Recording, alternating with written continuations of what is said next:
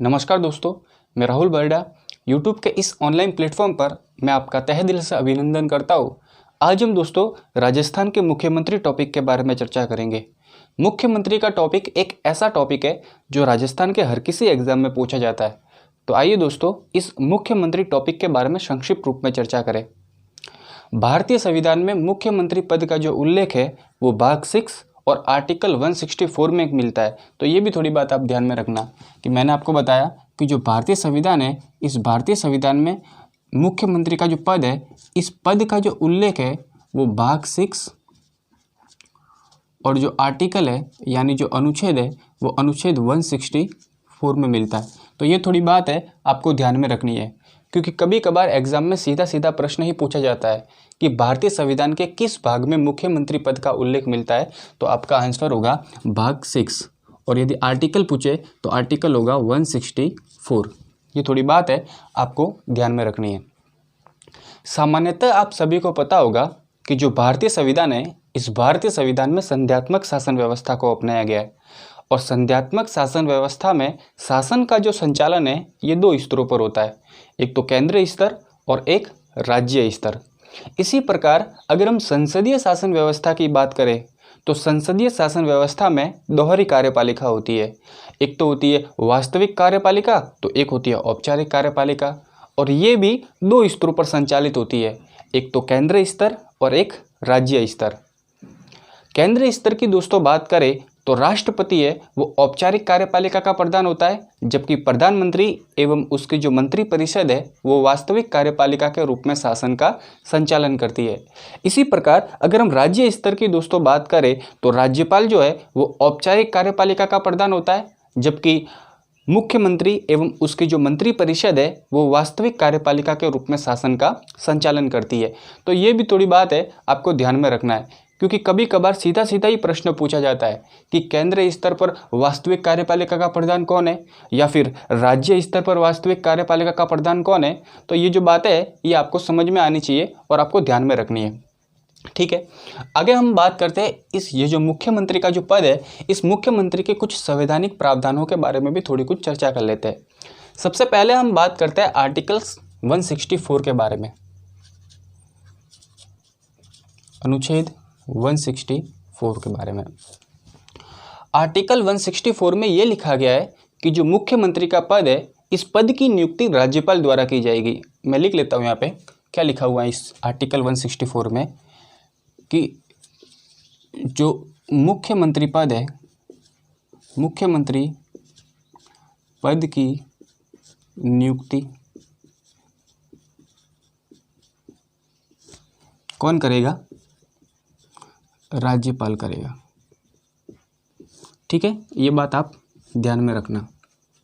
दोस्तों आजकल के एग्जामों की बात करें तो आजकल के एग्जाम में जो प्रश्न पूछे जा रहे हैं उनके पैटर्न भी चेंज होता जा रहा है। जैसे जैसे प्रश्न पूछने का तरीका है वो बदलता जा रहा है। जैसे कि यहाँ पे मैं बताऊँ, मैंने अभी आपको बताया कि जो मुख्यमंत्री पद है, इस मुख्यमंत्री पद की नियुक्ति कौन करता है? राज्यपाल। तो आजकल के एग्जामों में सीधे सीधे प्रश्न नहीं पूछे जाते, प्रश्न को घुमाया जा रहा है। जैसे कि बात करूँ तो 2013 के एग्जाम में, सेकंड ग्रेड एग्जाम में बहुत अच्छा प्रश्न पूछा गया था कि भारतीय संविधान में मुख्यमंत्री पद है। ऑप्शन नंबर ए मनोनीत, ऑप्शन नंबर 2 दिया हुआ था निर्वाचित, ऑप्शन नंबर 3 दिया हुआ था चयनित और ऑप्शन नंबर 4 दिया हुआ था नियुक्त। तो आपका आंसर था वो था ऑप्शन नंबर डी, क्योंकि भारतीय संविधान में मुख्यमंत्री की क्या की जाती है? नियुक्ति की जाती है। क्या की जाती है? नियुक्ति। और कौन करता है? राज्यपाल करता है। और किस आर्टिकल में करता है? आर्टिकल 164 में करता है। तो ये भी थोड़ी बात है आपको ध्यान में रखनी है। सामान्यतः आप सभी को पता होगा कि जो राज्यपाल है ये बहुमत प्राप्त दल के नेता को मुख्यमंत्री नियुक्त करता है, लेकिन यदि चुनाव के समय किसी भी दल को स्पष्ट बहुमत प्राप्त नहीं होता तो ऐसी स्थिति में राज्यपाल जो है वो सविवेकी से मुख्यमंत्री की नियुक्ति करेगा और उसे 1 माह के भीतर भीतर सदन में विश्वास प्राप्त करने के लिए कहता है। तो ये भी थोड़ी बात है आपको ध्यान में रखनी है। दोस्तों सविवेकी से क्या मतलब है? सविवेकीय, इससे क्या मतलब है? राज्यपाल मुख्यमंत्री की नियुक्ति सविवेकी से किस समय करता है? देखिए राज्यपाल जो है वो सविवेकीय से मुख्यमंत्री की नियुक्ति ऐसे समय में करता है या तो फिर कार्यकाल के दौरान मुख्यमंत्री की मृत्यु हो जाए और होने वाला कोई अगला उत्तराधिकारी नहीं हो, या फिर चुनाव के समय किसी भी दल को स्पष्ट बहुमत प्राप्त नहीं हुआ हो। इन दो स्थितियों में ही राज्यपाल जो है वो मुख्यमंत्री की नियुक्ति किससे करता है? सविवेकीय से करता है। तो ये भी बात है आपको क्या करनी है, ध्यान में रखनी है। ठीक है, आगे हम बात करते हैं कुछ। एक बात भी आप ध्यान में रखना कि जो केंद्र शासित प्रदेश है जहां विधानसभा है वहां पर मुख्यमंत्री की नियुक्ति राज्यपाल नहीं करता, वहां पर मुख्यमंत्री की नियुक्ति कौन करता है? राष्ट्रपति करता है। तो ये भी लिख लीजिए, मैं यहाँ पे लिखा देता हूं कि केंद्र शासित प्रदेश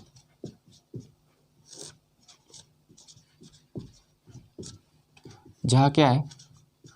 विधानसभा है, वहां पर मुख्यमंत्री की नियुक्ति कौन करता है? राष्ट्रपति करता है। ठीक है, ये थोड़ी बात है, आप क्या करना, ध्यान में रखना। आगे हम चर्चा करते हैं आर्टिकल 164(2) के बारे में।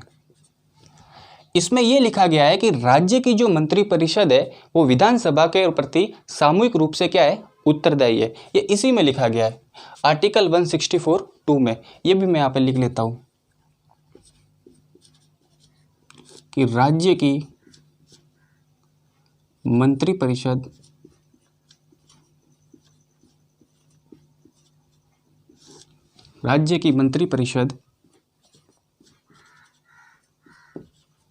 विधानसभा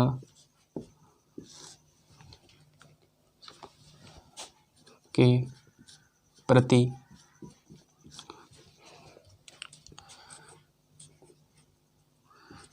सामूहिक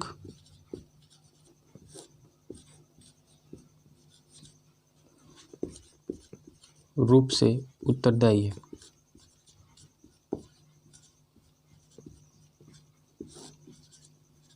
ठीक है, ये बात आप ध्यान में रखना। आगे हम बात करें आर्टिकल 164(3) के बारे में। तो इसमें दोस्तों मुख्यमंत्री की जो शपथ है उसके बारे में उल्लेख किया गया है। इसमें मुख्यमंत्री की शपथ जो है उसके बारे में उल्लेख किया गया है। इसमें यह लिखा गया है कि जो मुख्यमंत्री एवं मंत्रियों को जो शपथ है वो कौन दिलाएगा? राज्यपाल दिलाता है। तो ये भी यहाँ पे लिख लीजिए कि जो मुख्यमंत्री व मंत्रियों को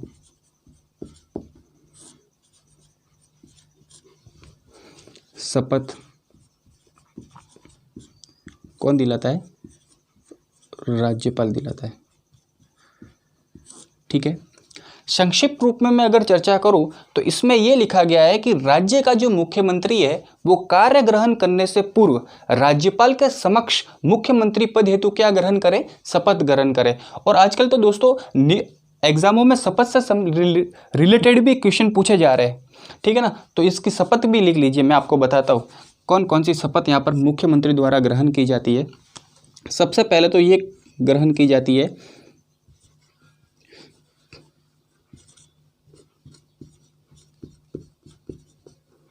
कि मैं भारतीय संविधान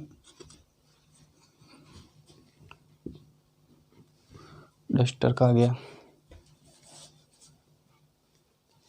लिख लीजिए कि मैं भारत के संविधान के प्रति सच्ची श्रद्धा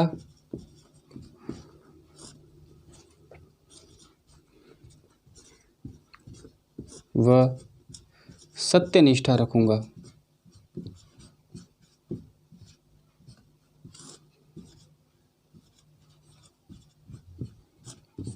ठीक है,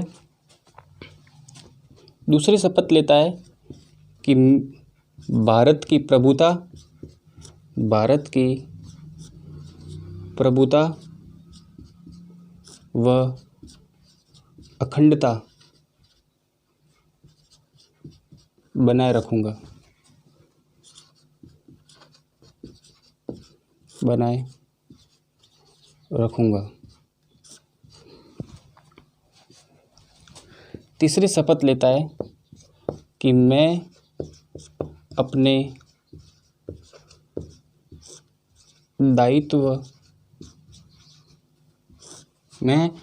दायित्वों का श्रद्धापूर्वक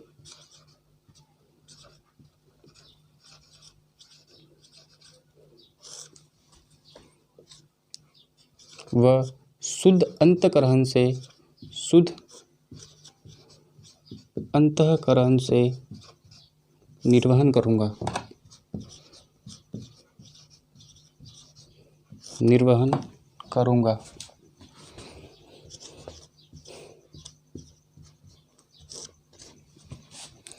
चौथा पॉइंट लिखिए कि मैं भय, पक्षपात या पक्षपात,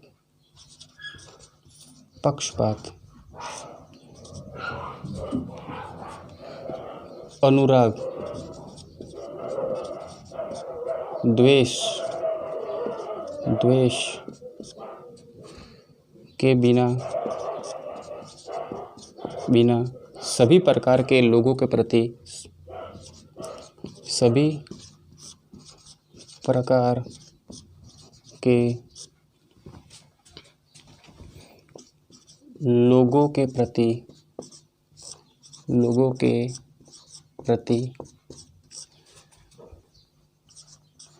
संविधान व विधि के अनुसार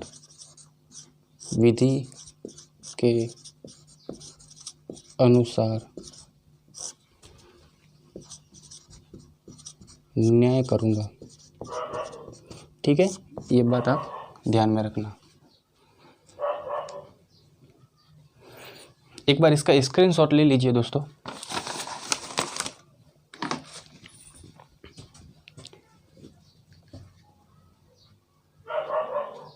देखिए, मैंने अभी इनके शपथों के बारे में बताया, जिसमें मैंने आपको ये बताया कि जो मुख्यमंत्री है यहाँ पर निम्न शपथें ग्रहण करता है। कौन कौन सी करता है? सबसे पहले तो ये करता है कि मैं भारत के संविधान के प्रति सच्ची श्रद्धा और सत्यनिष्ठा रखूँगा। मैं भारत की प्रभुता व अखंडता को बनाए रखूँगा। मैं अपने दायित्वों का श्रद्धापूर्वक व शुद्ध अंतःकरण से क्या करूँगा? निर्वहन करूँगा। मैं भय, पक्षपात, अनुराग, द्वेष के बिना सभी प्रकार के लोगों के प्रति सच्ची श्रद्धा और सत्यनिष्ठा रखूँगा। ठीक है ना, ये तो इसमें कहता है। और ठीक है, और विधि के अनुसार क्या रखेगा? वो न्याय करेगा। ठीक है ना, ये इसी में लिखा गया है। तो ये आप ध्यान में रखना, कुछ शपथ जो है वो आपको क्या करना है? ध्यान में रखना है। इसका एक बार स्क्रीनशॉट ले लिया। ठीक है, आगे हम बात करते हैं आर्टिकल 164 और 4 के बारे में भी थोड़ी कुछ बात कर लेते हैं। इसमें दोस्तों योग्यता के बारे में बताया गया है। किसके बारे में? मुख्यमंत्री की जो योग्यता है उसी के बारे में इसमें बताया गया है। सामान्यतः आप सभी को पता होगा कि मुख्यमंत्री की 2 योग्यताएं होती है। सबसे पहली तो योग्यता होती है कि न्यूनतम आयु 25 वर्ष होनी चाहिए, और दूसरी योग्यता होती है कि राज्य विधानसभा के दोनों सदनों में से किसी भी एक सदन की सदस्यता को ग्रहण करनी होनी चाहिए। लेकिन यदि मुख्यमंत्री राज्य विधानसभा के दोनों सदनों में से किसी भी एक सदन की सदस्यता ग्रहण न भी करे तो भी वह 6 माह तक मुख्यमंत्री के पद पर बने रह सकता है, और उसे 6 माह के भीतर राज्य विधानसभा के दोनों सदनों में से किसी भी एक सदन की सदस्यता को ग्रहण करनी पड़ती है। यदि वह ग्रहण करेगा तब तो वह मुख्यमंत्री के पद पर बने रहेगा, और यदि वह ग्रहण नहीं करता तो उसे स्वयं ही त्यागपत्र दे देना चाहिए। और यदि वह त्यागपत्र भी नहीं देता तो राज्यपाल उसे स्वयं ही क्या कर देगा? बर्खास्त कर देगा। लेकिन राज्यपाल को यह अधिकार नहीं है कि वह जब चाहे मुख्यमंत्री को हटा दे या फिर उसे बर्खास्त कर दे। राज्यपाल मुख्यमंत्री को तब तक नहीं हटा सकता जब तक मुख्यमंत्री का विधानसभा में खुद का बहुमत है। लेकिन हाँ, जैसे ही विधानसभा में से मुख्यमंत्री का बहुमत खो देता है तब राज्यपाल के पास ये अधिकार आ जाता है कि वह मुख्यमंत्री को हटा भी सकता है और उसे बर्खास्त भी कर सकता है। तो ये भी थोड़ी बात है आपको क्या करनी है, ध्यान में रखनी है, ठीक है ना। मैं यहाँ पे लिख लेता हूँ। योग्यता 2 है। सबसे पहले तो यही है कि न्यूनतम आयु कितनी होनी चाहिए, न्यूनतम आयु 25 वर्ष होनी चाहिए, ठीक है। और दूसरी है कि राज्य विधानसभा के दोनों सदनों में से किसी एक सदन की सदस्यता ग्रहण करनी चाहिए, ठीक है। ये बात आप ध्यान में रखना। ये भी थोड़ी बात आप ध्यान में रखना कि जो मुख्यमंत्री है वो अपना त्यागपत्र राज्यपाल को देता है और मुख्यमंत्री द्वारा दिया गया जो त्यागपत्र है वो समस्त मंत्री परिषद का क्या माना जाता है, त्यागपत्र माना जाता है। तो ये भी थोड़ी बात आप ध्यान में रखना। साथ में उसके कार्यकाल की भी बात कर लेते हैं कि जो मुख्यमंत्री का जो कार्यकाल है वो कितना वर्ष होता है, 5 वर्ष होता है, ठीक है। ये बात आप ध्यान में रखना। आगे हम चर्चा करते हैं आर्टिकल 164(5) के बारे में। आर्टिकल 164 और 5 के बारे में। इसमें दोस्तों मुख्यमंत्री के जितने भी जो वेतन और भत्ते हैं उनके बारे में बताया गया है। इसमें यह लिखा गया है कि राज्य के जो मुख्यमंत्री है उनके वेतन व भत्तों का निर्धारण राज्य विधान मंडल जो है वही करेगी, ठीक है ना। तो ये भी आप लिख लेना। मैं यहाँ पे लिख लेता हूँ कि मुख्यमंत्री व मंत्रियों के वेतन व भत्तों का निर्धारण राज्य विधान मंडल करती है, ठीक है। और वर्तमान में अगर हम इनके वेतन की बात करें तो कितना है, मुख्यमंत्री को मिलता है 75,000 रुपये पर माह, प्रति माह, पर मंथ, ठीक है। और ये लागू कब से हुआ था, 1 अप्रैल 2019 से, ठीक है। ये बात आप ध्यान में रखना। तो एक बार इसका वापस से स्क्रीनशॉट ले लीजिए, ठीक है। आगे हम बात करते हैं आर्टिकल 167 की। अगर हम बात करें तो आर्टिकल 167 है। इसमें दोस्तों इनकी जो संवैधानिक कर्तव्य है उनके बारे में उल्लेख किया गया है, मुख्यमंत्री के कार्य, उनकी शक्ति, ये आप एक बार देख लेना, ठीक है ना। आर्टिकल 167। साथ में दोस्तों अगर मैं बात करूं कि आर्टिकल 54 की मैं बात करता हूं, इंपॉर्टेंट है दोस्तों, बहुत बार एग्जाम में पूछा जाता है आर्टिकल 54। तो आर्टिकल 54 में साफ साफ शब्दों में ये लिखा गया है कि यदि मुख्यमंत्री राज्य विधानमंडल के उस सदन का सदस्य है, यानी विधान परिषद का सदस्य है, तो वह राष्ट्रपति के चुनाव में भाग नहीं ले सकता, क्योंकि राष्ट्रपति के चुनाव में केवल लोकसभा, राज्यसभा व विधानसभा के निर्वाचित सदस्य ही भाग ले सकते हैं। तो ये भी थोड़ी बात आप ध्यान में रखना। लेकिन हाँ, मान लीजिए कि मुख्यमंत्री मनोनीत है तो भी वह राज्य विधानसभा में तो भी वह राष्ट्रपति के चुनाव में भाग नहीं ले सकता, क्योंकि राष्ट्रपति के चुनाव में केवल निर्वाचित सदस्य ही भाग ले सकता है, ठीक है ना। तो ये भी थोड़ी बात आप ध्यान में रखना। तो एक बार अब आगे थोड़ी चर्चा करते हैं मुख्य सचिव के बारे में, क्योंकि एग्जामों में मुख्य सचिव से रिलेटेड क्वेश्चन भी पूछे जा रहे हैं, ठीक है ना। तो इसको मिटा दूं मैं, ठीक है।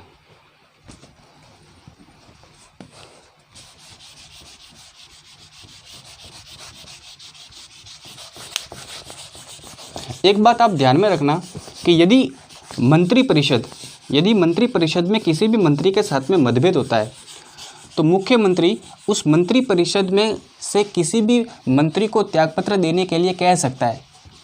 यदि मंत्री परिषद में से मंत्री त्यागपत्र देता है तब तो ठीक है, नहीं तो वो राज्यपाल को कहकर मंत्री परिषद में से उस मंत्री को क्या कर देगा, बर्खास्त कर देगा। ये प्रश्न पूछा गया एग्जाम में, इसलिए मैंने बताया, आप ध्यान में रख लेना, ठीक है ना।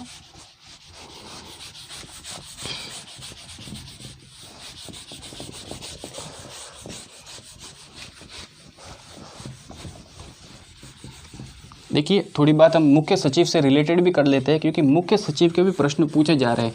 प्रश्न पूछे जा रहे हैं कि मुख्य सचिव की नियुक्ति कौन करता है, भारत के प्रथम मुख्य सचिव कौन थे, लगातार 4 मुख्यमंत्रियों के काल के मुख्य सचिव कौन है, या फिर भारत की प्रथम मुख्यमंत्री कौन है, ठीक है ना। ये भी थोड़े ध्यान रखना आप बात है, क्योंकि ये पूछे जा रहे हैं, लिख लेना आप, मैं बता देता हूँ यहाँ पे। जो मुख्य सचिव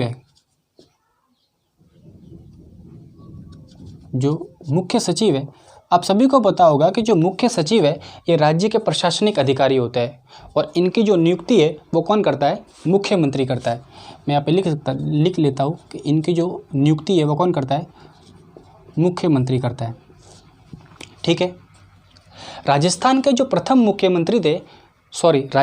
प्रथम ये मुख्य सचिव थे, उनका क्या नाम था, उनका नाम आता है के राधाकृष्ण। और राजस्थान के जो प्रथम मुख्यमंत्री है उनका नाम आता है हीरालाल शास्त्री, ठीक है। तो यहाँ पे ये लिख लीजिए कि राजस्थान के प्रथम मुख्यमंत्री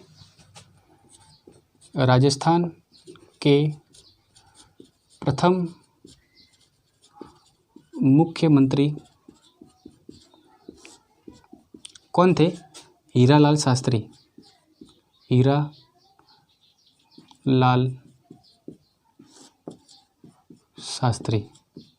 ठीक है। हम चर्चा कर रहे हैं मुख्य सचिव के बारे में, तो अभी हम मुख्य सचिव के बारे में ही थोड़ा कुछ डिस्कशन करते हैं। राजस्थान के जो प्रथम मुख्य सचिव थे,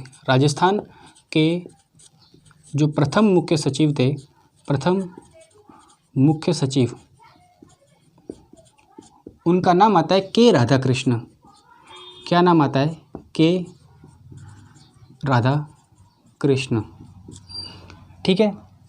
और वर्तमान के जो मुख्य सचिव है उनको तो आप बखूबी रूप से जानते ही है, जिनका नाम आता है निरंजन आर्य। मैं यहाँ पे लिख लेता हूँ कि और जो वर्तमान में मुख्य सचिव है उनका क्या नाम आता है, श्रीमान निरंजन आर्य।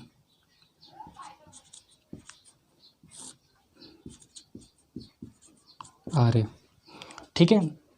और सर्वाधिक कार्यकाल वाले जो मुख्य सचिव है उनका नाम आता है भगवत सिंह मेहता। राजस्थान के सर्वाधिक कार्यकाल वाले मुख्य सचिव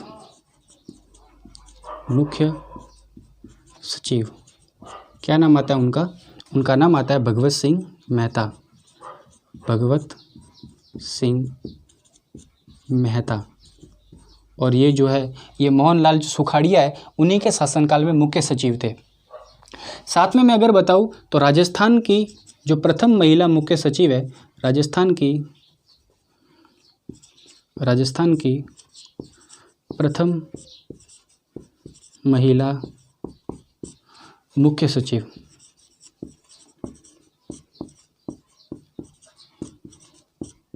इनका नाम आता है कुशल सिंह, श्रीमती कुशल सिंह। कई जगह पे आपको कुशल सिंह भी लिखा हुआ आएगा, ठीक है। और एक और लिख लो कि 4 मुख्यमंत्रियों के काल के जो मुख्य सचिव थे, 4 मुख्यमंत्रियों के काल के मुख्य सचिव, इनका नाम आता है विपिन बिहारीलाल माथुर। विपिन बिहारीलाल माथुर, ठीक है। साथ में एक और लिख लो कि भारत के प्रत्येक राज्य की जो प्रथम महिला मुख्यमंत्री थी उनका क्या नाम आता है, सुचेतानंद कृपलानी। जो कब हुई थी, सुचेता कृपलानी, जो हुई थी 1963 को, जो उत्तर प्रदेश की है। ये भी लिख लीजिए यहाँ पे कि भारत के प्रत्येक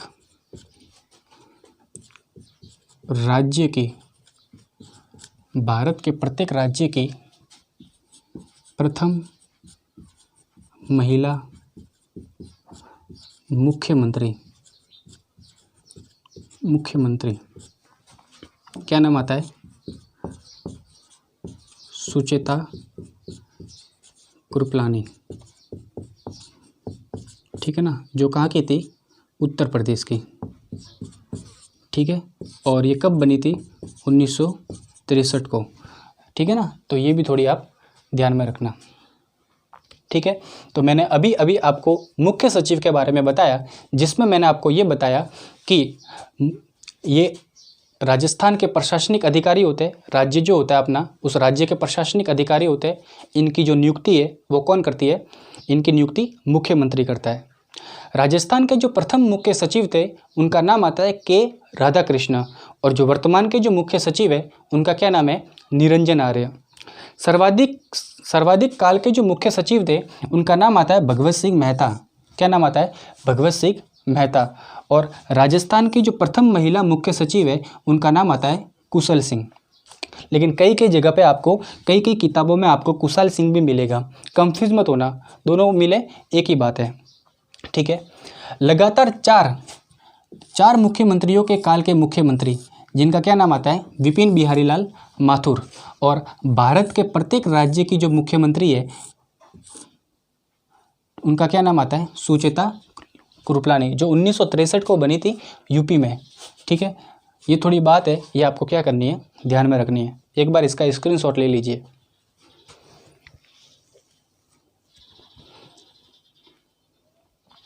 ठीक है, आगे थोड़ी बात करते हैं हम, ठीक है। तो आज के लिए इतना ही रखते हैं, ठीक है, टाइम भी होने वाला है। तो कल हम चर्चा करेंगे राजस्थान के जितने भी जो मुख्यमंत्री है उन तमाम मुख्यमंत्रियों के बारे में। जैसे अगर हम बात करूं तो हीरालाल शास्त्री है, CS वेंकटाचारी है, जय नारायण व्यास है, हरिदेव जोशी है, भैरव सिंह शेखावत है, जगन्नाथ पहाड़िया है, शिवचरण माथुर है, हीरालाल देवपुरा है, वसुंधरा राजे है, और भारत के जो राजस्थान के जो वर्तमान में मुख्यमंत्री है जिनका नाम आता है श्रीमान अशोक गहलोत, इनके बारे में हम कल चर्चा करते हैं संक्षिप्त रूप में।